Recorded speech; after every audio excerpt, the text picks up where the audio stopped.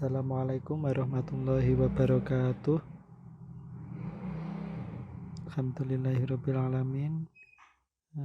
Sebelumnya selamat menunaikan ibadah puasa bagi kalian semua yang menjalankannya. Di sini kami dari kelompok 5. Nama saya Ahmad Zakiyuddin Yahya dan teman-teman saya ada Ahmad Fahriza Mardiansyah, Nofta Victory, dan Farid Sihabuddin. Pada kesempatan kali ini kami ingin menyampaikan materi atau mempresentasikan materi kami, yaitu tentang puasa. Saya yakin kebanyakan dari kalian pasti sudah mengerti apa arti puasa. Dan di sini kami menyinggung sedikit tentang pengertian ibadah puasa. Ibadah puasa itu ada dua kata, ada kata ibadah dan puasa yang memiliki arti sendiri-sendiri. Untuk pengertian ibadah merupakan perbuatan untuk menyatakan bakti kepada Allah Subhanahu wa Ta'ala yang didasari mengerjakan perintahnya dan menjauhi larangannya. Ibadah secara bahasa atau etimologi berarti taat atau menurut, mengikuti, tunduk, yaitu tunduk yang setinggi-tingginya dengan doa. Kemudian ada pengertian puasa. Kata puasa yang dipergunakan untuk menyebutkan arti dari as-shaum dalam rukun Islam keempat. Dalam bahasa Arab disebut syaum atau syamun, yang berarti puasa. Menurut El-Mardiwarsito, dalam bahasa Kawi disebut upawasa yang berarti berpuasa. Dalam bahasa Arab disebut dengan syaum atau syam yang berarti menahan diri dari sesuatu dan meninggalkan sesuatu atau mengendalikan diri. Jadi bisa dikatakan pengertian puasa dalam garis besarnya adalah menahan diri dari sesuatu yang bisa membatalkan puasa. Tidak hanya menahan dari makan dan minum, begitu juga menahan dari hal-hal yang bisa membatalkan puasa. Untuk yang membatalkan puasa nanti akan disampaikan oleh teman saya yang lain. Kemudian ada dasar hukum puasa. Landasan syariat kewajiban berpuasa Ramadan ini merujuk sejumlah dalil baik dari Al-Quran, hadis, atau konsensus ulama atau ijma'. Artinya, secara dasar hukum sangat kuat sebab dilandasi oleh ketiga aspek krusial dalam hukum Islam. Dalam Al-Quran surat Al-Baqarah ayat 183, Allah Subhanahu wa Ta'ala berfirman, A'udzubillahi minasyaitonirrajim. Bismillahirrahmanirrahim. Ya ayyuhalladzina amanu kutiba alaikumussyama kama kutiba alal ladzina min qablikum la'allakum tattaqun. Yang artinya, wahai orang-orang beriman, diwajibkan atas kamu berpuasa sebagaimana diwajibkan atas orang-orang sebelum kamu, agar kamu bertakwa. Tak hanya dalil Al-Quran, dalil hadis pun juga menegaskan posisi hukum puasa Ramadan. Dari Abdullah bin Umar, Rasulullah Shallallahu Alaihi Wasallam bersabda, Bunyal Islamu ala khamsin, syahadatu an la ilaha illallah wa anna Muhammadar Rasulullah wa iqamis shalah wa ita'iz zakah wa syami Ramadan wa hajjil baiti man istata'a ilaihi sabila. Yang artinya, Islam ditegakkan di atas 5 perkara, yaitu 2 kalimat syahadat, mendirikan sholat, menunaikan zakat, berpuasa Ramadan, dan haji ke Baitullah bagi mereka yang mampu. Hadis ini diriwayatkan oleh Imam Bukhari, Imam Muslim, Imam At-Tirmidzi, dan Imam An-Nasai. Kadar hadis ini sahih, tak mungkin diragukan lagi keabsahannya. Kemudian yang ijma' Di dalam kitab Bidayah Al-Mujtahid wa Nihayat Al-Muqtasyid karya Ibnu Rusyd disebutkan bahwa dalil ijma tidak ada satupun ulama yang menyangkal kewajiban puasa Ramadan. Jadi dari dasar hukum pun sudah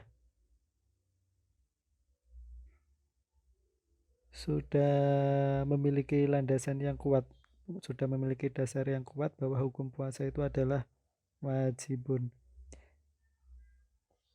karena itu menjadi salah satu rukun Islam. Rukun berarti harus dilakukan.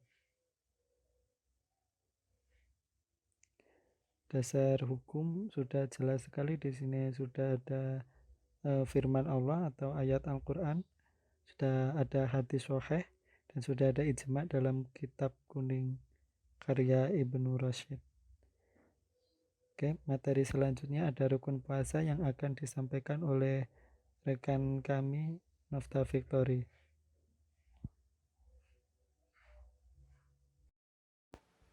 Selanjutnya adalah pembahasan tentang rukun puasa dan syarat puasa. Rukun puasa ialah menahan diri dari dua macam syahwat, yakni syahwat perut dan syahwat kemaluan. Maksudnya menahan diri dari segala sesuatu yang membatalkannya. Dalam buku fikih Islam disebutkan ada dua rukun puasa, yaitu niat pada malamnya, yaitu setiap malam selama bulan Ramadan. Yang dimaksud dengan malam puasa ini ialah malam yang sebelumnya. Rasulullah juga bersabda, "Man lam yubayyitu siyama qabla al-fajri fala siyama lah." Yang berarti barang siapa yang tidak berniat puasa pada malamnya sebelum fajar terbit, maka tiada puasa baginya.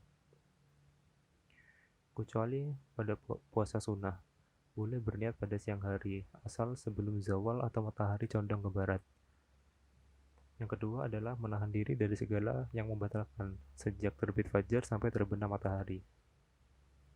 Selanjutnya adalah syarat-syarat puasa.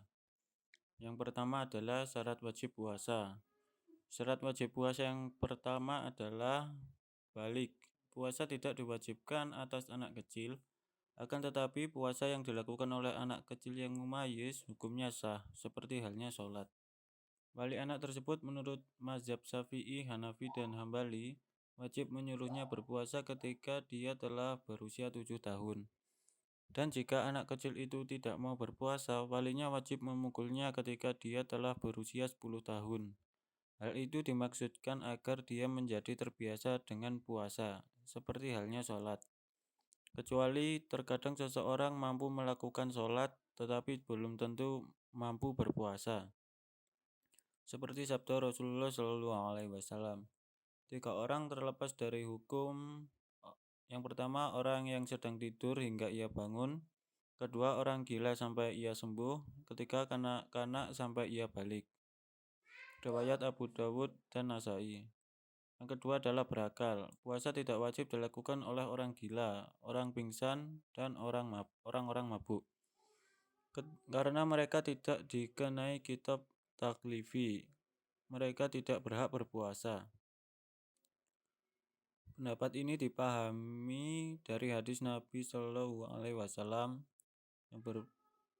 yang berbunyi, diangkat pena catatan amal dari 3 orang, seorang yang tidur sampai dia bangun, seorang anak sampai dia besar, dan seorang gila sampai kembali akalnya.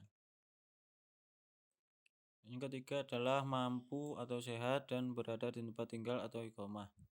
Puasa tidak diwajibkan atas orang sakit, walaupun demikian mereka wajib mengqadoknya. Kewajiban mengqadok puasa bagi keduanya ini telah disepakati oleh para ulama.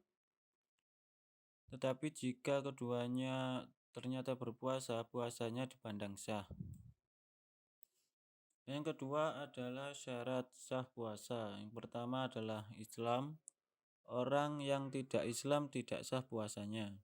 Yang kedua adalah mumayyiz, dapat membedakan yang baik dengan yang tidak baik. Yang ketiga adalah suci dari darah haid atau kotoran dan nifas atau darah sehabis melahirkan. Orang yang haid atau nifas itu tidak sah berpuasa, tetapi keduanya wajib mengqadha atau membayar puasa yang tertinggal itu secukupnya. Di dalam hadis dari Aisyah, ia berkata, kami disuruh oleh Rasulullah SAW mengqadha puasa dan tidak disuruhnya mengqadha sholat. Dan yang keempat adalah dalam waktu yang diperbolehkan puasa padanya. Dilarang puasa pada 2 hari raya dan hari tasyrik atau tanggal 11, 12, 13 bulan haji. Oke, hal-hal yang membatalkan puasa. Yang pertama adalah makan dan minum. Makan dan minum yang membatalkan puasa ialah apabila dilakukan dengan sengaja. Kalau tidak sengaja, misalnya lupa, itu tidak membatalkan puasa. Memasukkan sesuatu ke dalam lubang yang ada pada badan seperti lubang telinga, hidung, dan sebagainya menurut sebagian ulama dengan makan dan minum artinya membatalkan puasa. Mereka mengambil alasan dengan dikiaskan atau disamakan dengan makan dan minum. Ulama lain berpendapat bahwa hal itu tidak membatalkan puasa karena tidak dapat dikiaskan dengan makan dan minum. Menurut pendapat kedua itu, kemasukan air sewaktu mandi tidak membatalkan puasa. Begitu juga memasukkan obat melalui lubang badan selain mulut, suntuk, dan sebagainya tidak membatalkan puasa karena yang demikian tidak dinamakan makan dan minum. Kedua, muntah yang sengaja. Sekalipun tidak ada yang kembali ke dalam, namun muntah yang tidak disengaja tidaklah membatalkan puasa. 3. Bersetubuh.